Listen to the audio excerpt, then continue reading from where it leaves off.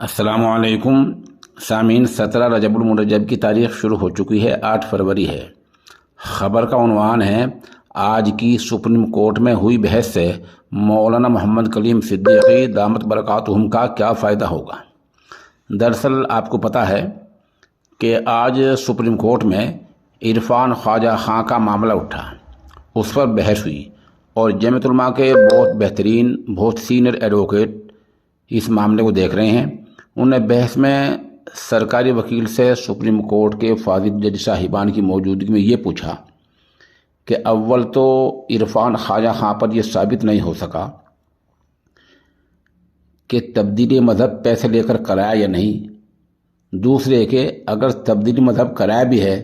تو یہ دیش دروہ دفعہ 121 کیسے بن سکتا ہے؟ آپ تبدیلی مذہب کو دیش دروہ میں کیسے لا سکتے ہیں؟ جب فاضل جج صاحبان نے اس پر جرح کی اور وکلاء سے پوچھا اور سرکاری وکیل سے پوچھا تو سرکاری وکیل نے جواب دینے بجائے یہ کہا کہ 2 ہفتے میں وہ اس کا جواب دیں گے،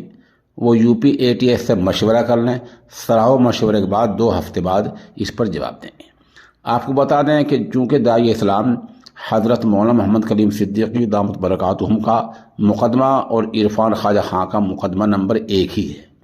ایک ہی مقدمہ ہے، اس لیے اگر عرفان خواجہ خان کی ضمانت ہو جاتی اس بنیاد پر تو حضرت والا کو اس کا فائدہ مل سکتا ہے، اس کی سہولت مل سکتی ہے اور معاملے میں پوری طرح مدد مل سکتی ہے۔ دوسرے کہ یہ المیہ ہیں کہ جس ملک میں زنا کا، قتل کا ملزم نہیں بلکہ مجرم